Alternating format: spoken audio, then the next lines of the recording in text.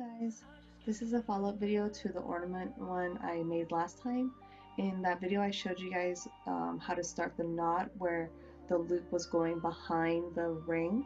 In this video I'm going to show you what happens if you alternate that loop front and back. So it does create a slightly different design, and yeah, so now you just have some variety. The concept is the same. You make a loop and bring the string through the loop. However, this time you are alternating between front and back. If you get confused, a good rule of thumb is if the string is facing away from you, then you have to make the loop in front of the ring. If the string is facing towards you, then you have to make the loop behind the ring.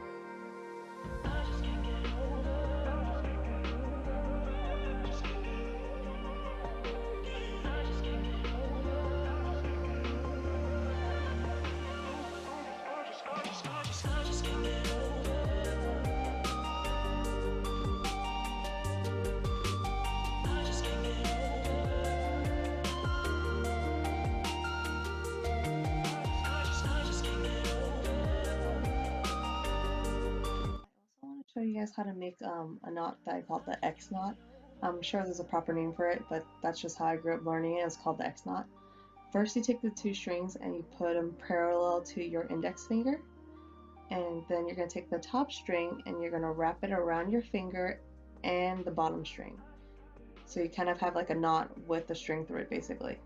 So then you're going to take the bottom string and you're going to bring it over your finger again, and you're going to bring the purple string through the blue knot, and then you're going to bring the purple string back through its own knot that you created earlier, from left to right. The key to having this knot turn out nice is the tightening process.